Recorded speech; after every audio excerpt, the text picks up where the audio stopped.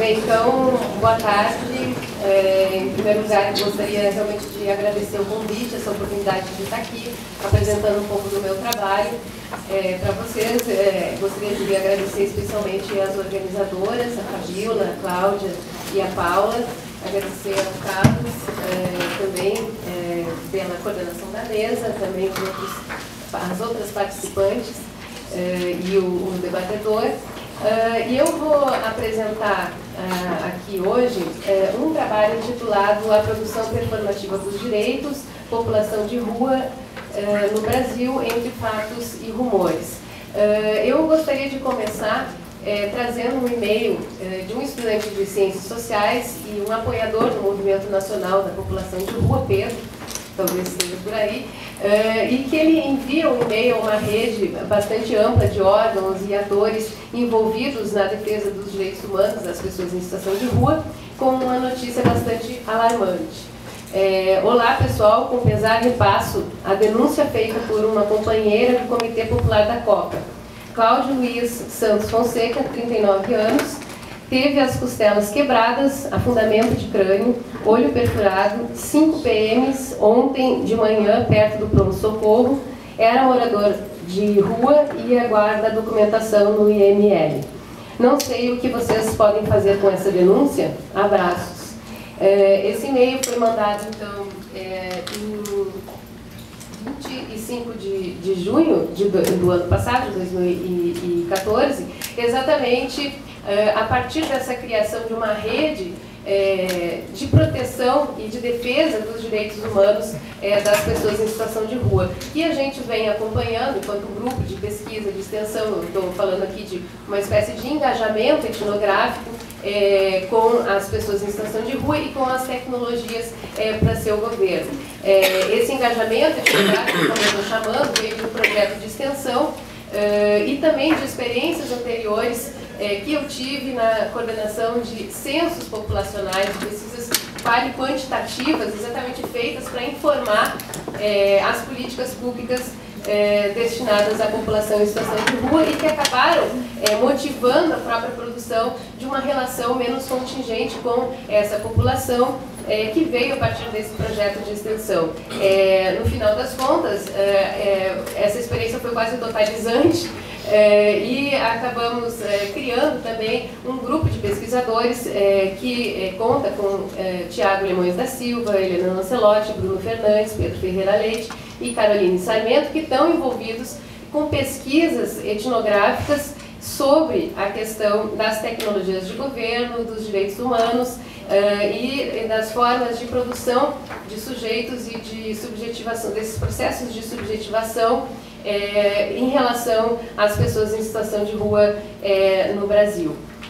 Eu vou, nessa minha comunicação, privilegiar uma situação, uma experiência etnográfica exatamente motivada por esse e-mail que surgiu no período antecedente à Copa do Mundo, no ano passado, e eu vou aproveitar essa experiência para tentar aqui desenvolver dois interesses. De um lado, evidenciar os movimentos e fluxos de translações da denúncia desse assassinato, né, entre fatos e rumores, e a sua produtividade para a construção dos direitos da população de rua. E, de outro lado, vou tentar aqui evidenciar como essas denúncias de violência cotidiana podem ser consideradas um recurso potente de subjetivação política que se realiza simultaneamente a partir dos direitos humanos e contra os direitos humanos, expondo os próprios limites individualizantes, né, desses direitos humanos e, ao mesmo tempo, tentando expandir essas formas de produzir o próprio direito. A minha ideia é, então, focar, acentuar o caráter performativo dos direitos, o que se contraporia a analíticas mais dicotomizantes, mais clássicas no campo da antropologia do direito, que distinguem local e global, né, ou mesmo os processos de vernacularização dos direitos humanos. O trabalho da Sally Engel Mary, para quem é mais dessa área, é muito familiar, né, nesse sentido, que é uma espécie de tradução, de culturalização dos direitos humanos, ou mesmo o Estado, sociedade, universalismo, particularismo, real e imaginado, que são molduras mais fixas para o estudo dessas tecnologias legais. Então, o meu privilégio vai ser tentar focar numa analítica dos agenciamentos que fazem esses direitos humanos em ação, nas práticas, né, através das composições bastante heterogêneas e bastante contingentes. Voltando então para a denúncia, essa denúncia acabou, né, do e-mail do Pedro, desencadeando uma intensa mobilização de atores muito heterogêneos, né, relacionados a partir da criação de um GT de Segurança Pública e População de Rua, que foi organizado a partir da Comissão de Defesa do Consumidor, Direitos Humanos e Segurança Pública da Câmara dos Vereadores de Porto Alegre. Esse próprio GT, né, ele continha pessoas tanto de movimentos sociais, como o próprio Movimento Nacional de População de Rua, quanto da Procuradoria dos Direitos Humanos, Defensoria Pública, funcionários da FASC, pessoas, agentes de outras ONGs de direitos humanos, e eles acabaram, né, sendo organizados a partir de um seminário também provocado em maio de 2014, intitulado População em Situação de Rua e Segurança Pública em Tempos de Copa. Nesse seminário havia uma coisa muito interessante, essa forma de interação das pessoas em situação de rua com os agentes do Estado era uma espécie de escracho, né? Eles colocavam todas as pessoas, representantes de diferentes secretarias de governo na frente e começavam a perguntar, começavam a rir, começavam a debochar, pedindo, reivindicando direitos, reclamando, rindo muitas vezes, e ao mesmo tempo nessa mesma situação denunciando inúmeras violações dos direitos humanos, né? Isso acabou criando constantemente, em vários seminários e várias reuniões, uma atmosfera de medo e terror dessa população em função das possibilidades de limpeza da cidade, como eles falavam, com a remoção de agrupamentos de pessoas em pontos turísticos e incursões, inclusive da Brigada Militar, para averiguações realizadas, então, essas denúncias nas próprias reuniões do Movimento Nacional e em outros seminários que passaram a ocorrer quase diariamente em relação a essa temática. O que é interessante é que essa atmosfera do medo e terror, ela acabou incidindo, né, e sendo de alguma forma transladada para a mídia e para as ações dos próprios órgãos públicos. Então, nesse sentido, essa própria visibilidade, né, que esse tema toma, também tinha, de certa forma, uma história, né, que vem decorrente já desde a década de 80, com uma maior visibilidade dos direitos da população, da chamada população em situação de rua, que decorre, entre outros fatores, até mesmo por pesquisas censitárias, os esforços religiosos, humanitários e o próprio movimento de luta política, né? Tomás Mello, que é um pesquisador, ele já escreveu em torno disso. O próprio Movimento Nacional de População de Rua, ele acaba, né, ele explicita como seu evento propulsor o massacre da Sé, né? E o que é interessante nessa questão é que há um processo de subjetivação que é dado a partir exatamente da denúncia da violência, né? O Roberto, estou chamando de Roberto, um militante de cerca de 30 anos, ele falou num desses seminários de produção dos direitos: a gente tem dois caminhos na vida, um é viver de queixas e o outro é transformar as queixas em lutas, né? Então tem todo um processo de reconfiguração, inclusive das linguagens, que seria da assistência aos próprios direitos, né, que é tematizada muito nas reuniões e é motivo de produção do próprio movimento social. A pesquisa nacional, a nacionalização dessa problemática ocorre exatamente com a Pesquisa Nacional sobre População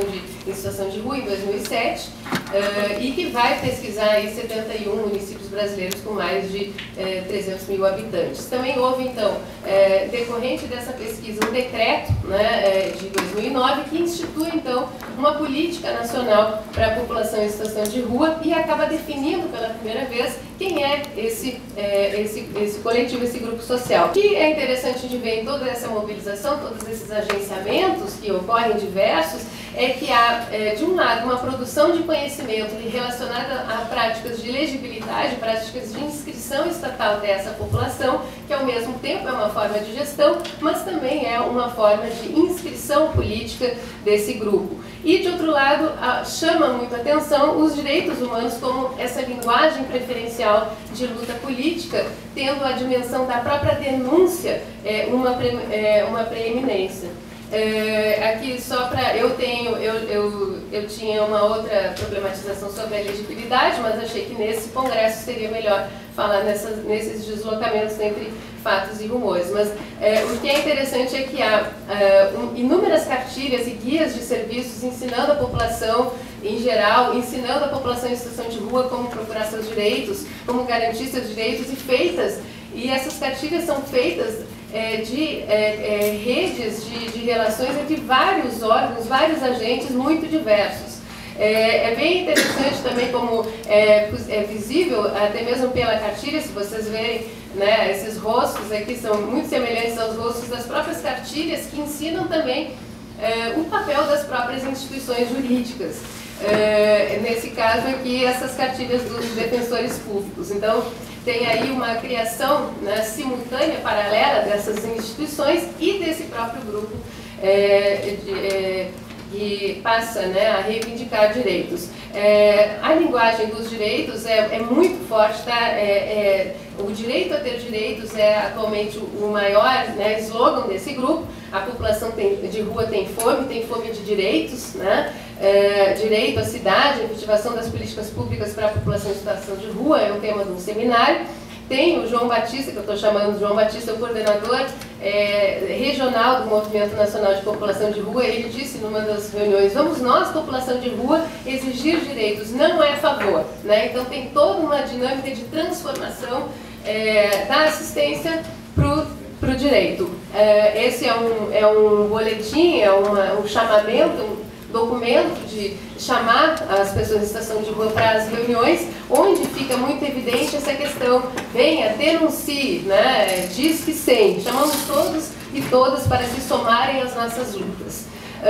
Tem também essa denúncia aparece numa outra forma de produção, né, de visibilidade e de mobilização, que é o próprio jornal Boca de Rua, onde a denúncia parece ser um modo constitutivo dessa discursividade, né? E ela é tomada, assim, pelos agentes que produzem o Boca de Rua. Tem uma mulher chamada Simone, que é jornalista do Boca de Rua, já escreveu 2 livros, é militante também do Movimento Nacional de População de Rua, e que ela aparece ali, então, fiscalizando um abrigo para a população em situação de rua, e quando ela vê a foto dela, né, ali no jornal, ela diz: nossa, não acredito que ela botou a cara dele aqui, olha aí, ele está aí, a foto e tudo, nós vamos pegar ele com o Boca, nós vamos fazer a denúncia, né, como se o próprio Boca de Rua fosse um instrumento de produção dos direitos.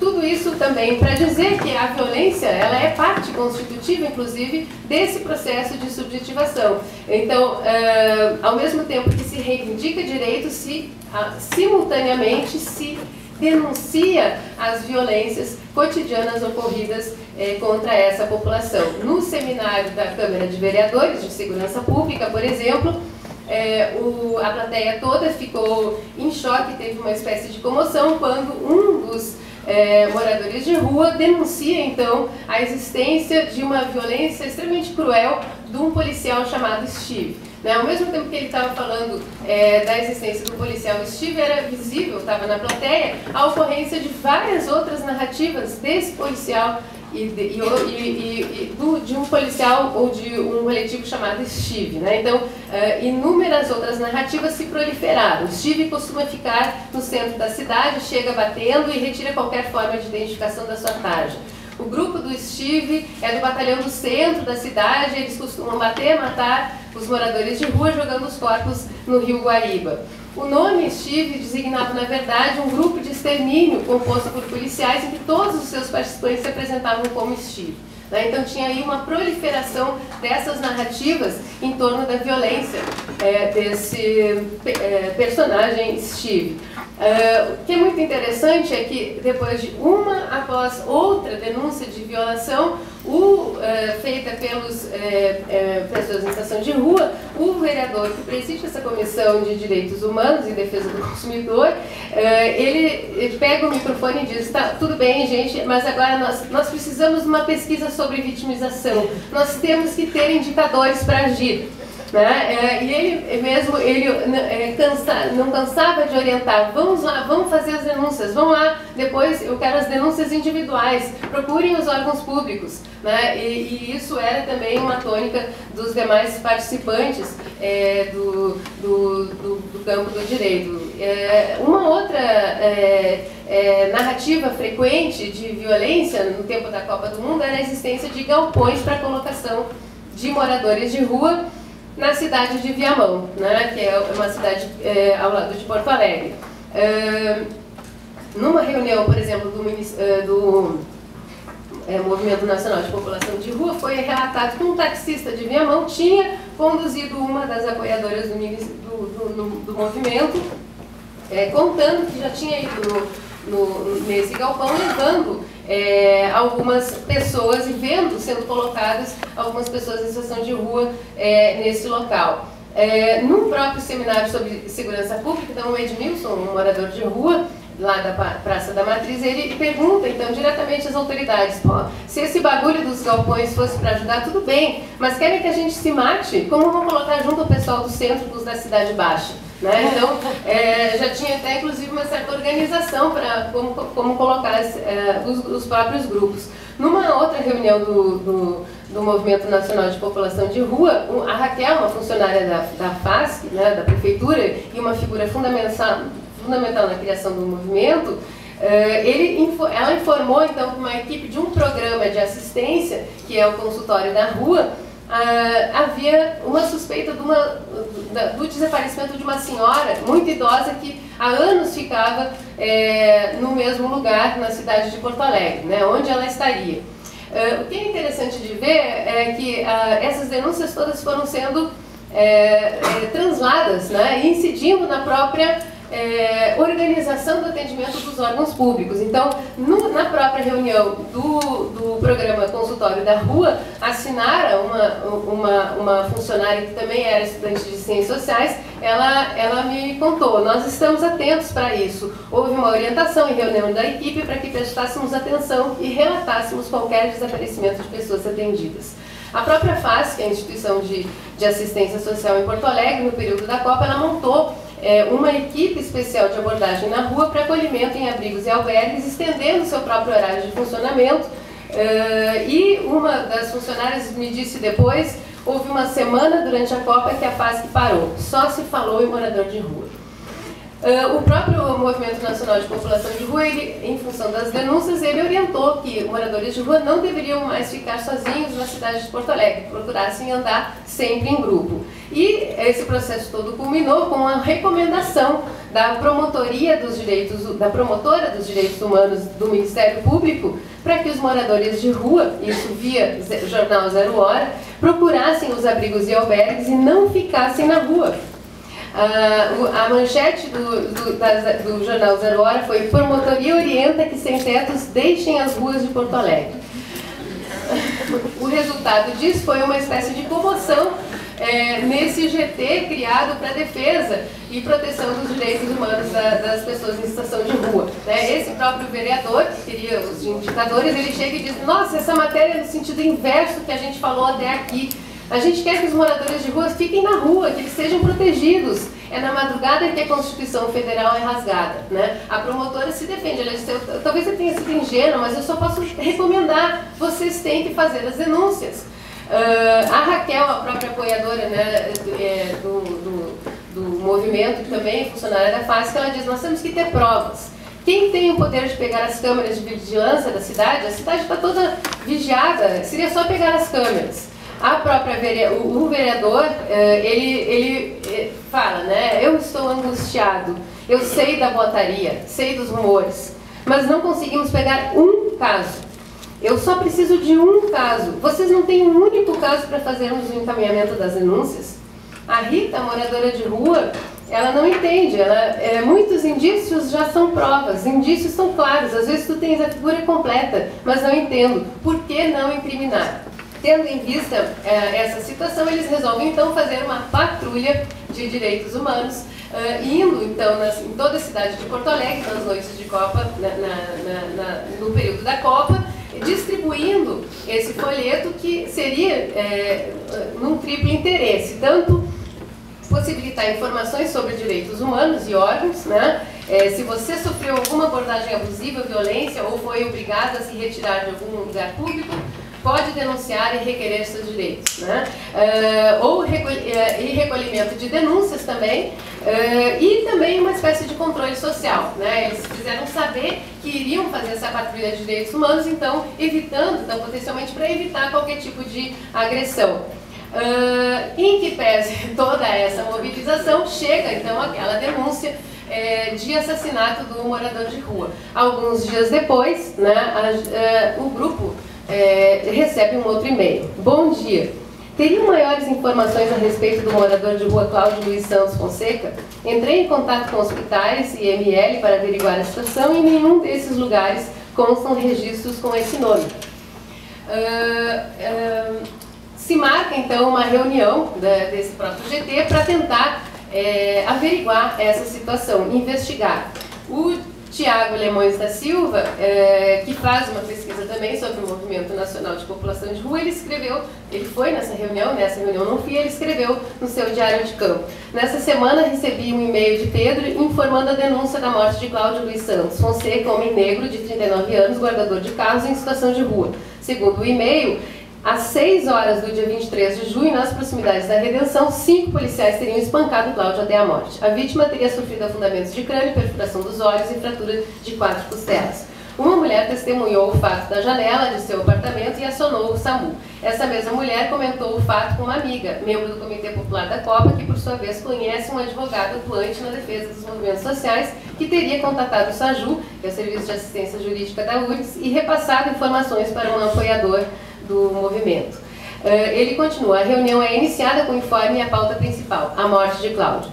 A assessoria do coordenador da comissão faz um panorama geral do ocorrido, afirmando que a família de Cláudio não quer denunciar de forma alguma. A mãe e a irmã de criação estão interessadas apenas no corpo, né, em recuperar o corpo.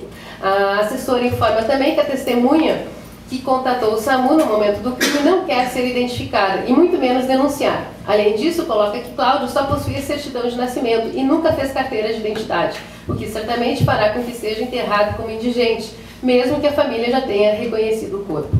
A partir daí, a reunião passa a tentar produzir estratégias de investigação da morte de Cláudio. Então eles organizam esse folheto com uma série de estratégias de investigação. Quem? Foi 3 ou 5 PMs. Quando? 16 ou 23 de junho. Um morador de rua viu ele ser agredido, né? Será que a Fernanda do SAJU tem contato? Foi onde? Como? Que circunstâncias? Tinha conta da luz no bolso identificando? Quais são os problemas a serem enfrentados? Liberar o corpo? Quem contata o IGP? Quem contata a família? Investigar e punir os agressores? Pegar as câmeras? Chamar o Ministério Público? Ligar para o morador que viu a agressão? Quem pede? Quando pede? As testemunhas? Alguém viu? Quantos PMs? Onde foi a agressão? O SAMU? Quem pede o boletim de ocorrência? O que e quando? Mas uma estudante de direito, ela fala assim, afundamento de crânio, isso é um laudo, né? Quem passou esse laudo, né? Ela pergunta. Bom, nesse mesmo dia, à tarde, tem uma outra reunião, se reúne novamente para tentar investigar, né? Se dá novos relatos sobre o caso e as providências. A Débora, essa estudante de Direito e é apoiadora também do movimento, ela diz, o Cláudio, contando, Cláudio foi espancado por 3 policiais militares perto do pronto-socorro. Vizinha me ligou para a amiga e para a SAMU, mas nem ML nem HPS, Hospital Pronto-Socorro, tem entrada dele. O Pedro, né, o estudante aqui de Ciências Sociais, na época bolsista de extensão desse projeto, eu ouvi uma denúncia diferente. Cláudio não tinha documentos, só a certidão de nascimento e uma conta da luz da irmã de criação, que foi reconhecer ele no ML, mas não pode levar o corpo, pois não é parente biológica. Qual é a coincidência de todos esses relatos, inclusive do Tiago, anterior, né? A família não quer denunciar, né? O Flávio, que é um morador de rua da Praça da Matriz, ele conta: eu fui com 7 anos para a rua, lá na Praça da Matriz, passamos por muitos problemas, a gente apanha. Se tu vais denunciar, tu és jurado de morte. Já vi vários guris que vivem no gasômetro e morreram mesmo. Temos é que filmar. Se nós ficarmos só conversando, não vai dar em nada. Nós não temos para quem recorrer. Não adianta falar contigo aí dos direitos humanos, tá? Ele fala para uma militante. Morador de rua tem medo de denunciar, né? A Débora, então, para acalmar essa funcionária da FASC, ela diz que na próxima semana um representante da Secretaria Especial dos Direitos Humanos da Presidência da República vai falar com o próprio movimento, vai numa reunião. Nessa terça-feira, o que acontece? O funcionário não vai, ele vai embora para Brasília antes de conversar com o próprio movimento, só conversa com os representantes da FASC. Mas há novos relatos sobre esse caso, né? A Débora, estudante de Direito, ela anuncia: nós averiguamos, não tem corpo, as histórias da irmã não fecham. O Heitor, da Ouvidoria de Segurança Pública, foi à escola onde se dizia que a irmã do Cláudio trabalhava, foi conversar com a irmã dele, ela contou histórias desencontradas. Afirma que Cláudio nasceu em Santa Cruz do Sul, mas foi verificado que ninguém com esse nome nasceu em Santa Cruz do Sul. Ela disse nunca ter visto o corpo. O Vicente, um morador de rua, desconfia. É que tem muitos elementos que batem com as coisas que acontecem com a gente nessa história. Mas afirma, ninguém da rua conhecia ou sabia da existência de Cláudio. A pergunta é, então, será mesmo que Cláudio não existe? Como entender o caso de Cláudio? Fato ou rumor? Realidade ou imaginação? Para fechar, né, eu vou deixar vocês com essas perguntas, mas a ideia não é tentar respondê-las, mas é um pouco, né, tentar mostrar o caráter produtivo desse próprio debate a partir dessas potências dos movimentos de translação envolvidos na denúncia do assassinato de Cláudio, né? Menos interesse, vamos dizer assim, pela forma e mais pelo dar a forma, né? Esse processo de formação, essa geração das formas, fato ou rumor, né? Os fluxos de deslocamentos entre fatos e rumores problematizam quaisquer essencialismos na constituição do que é real e do que é imaginado, ou do que é fato ou do que é rumor, né? O assassinato de Cláudio pode ser considerado, por outro lado, como um fenômeno da experiência. As próprias estabilizações em fatos ou rumores podem ser consideradas efeitos das translações que se realizam continuamente ao longo da investigação da denúncia. Nessa composição do direito a ter direitos, que é o próprio emblema político dos agentes do Movimento Nacional de População de Rua, importam nesse sentido não apenas o fato jurídico, que é fundado nessa materialidade que eles tanto desejam, com câmeras, né, com o corpo, e que é, na verdade, requisitado e celebrado por vereadores da Comissão de Direitos Humanos, promotores, defensores públicos, militantes dos direitos humanos e centros universitários de formação jurídica. Mas também importam essas denúncias performadas insistentemente nos seminários que, junto com as vaias, o escracho e as interrupções constantes dos palestrantes, podem ser consideradas armas potentes no confronto com essas autoridades político-legais. Interessante perceber nessa dimensão também que essa estabilização, né, nos rumores, no caso desse assassinato de Cláudio, não pode ser vista, ou não poderia ser vista como uma falha ou uma incapacidade na procura por direitos. Um pouco é a minha sugestão, ela pode ser considerada como uma possibilidade de negação, né, ou oposição a essa lógica fragmentadora, individualizante e materializante dos fatos jurídicos, expondo nesse próprio processo os seus próprios limites. Daí a importância também dos rumores, né? A Venadassi tem toda uma problematização no livro Life and Words, que vai falar que, imersos em atmosferas de conflito, pânico e crise, os rumores tornam-se parte e parcela das cenas de violência e têm essa capacidade de construir solidariedades coletivas, né? Eles ocupariam uma região da linguagem com potencial de nos fazer experimentar eventos, não simplesmente os apontando como algo externo, mas os produzindo no próprio ato de contar, né? O que é interessante? A sua indeterminância, seu caráter intersubjetivo e essa adesão coletiva contagiosa, né, que absolutamente diferente do fato jurídico, individualizado, materializado, constitui a importância dos rumores como discurso social e o que eu estou propondo aqui também como parte dos processos de produção dos direitos. Essas dinâmicas normativas jurídicas de procura aos fatos, assim como também a própria rede de agentes jurídicos estatais, mas as incorporam e as expandem na produção de novas formas de produção da verdade, que anunciadas coletiva, oral e plasticamente, né, os rumores, não só produzem o direito a ter direitos, que é o emblema político do próprio movimento, mas expandem nesse próprio processo, que se realiza, então, a partir do Estado, a partir dos direitos humanos e, ao mesmo tempo, contra, porque mostra os seus limites, né, os próprios referenciais dos direitos humanos. Obrigada.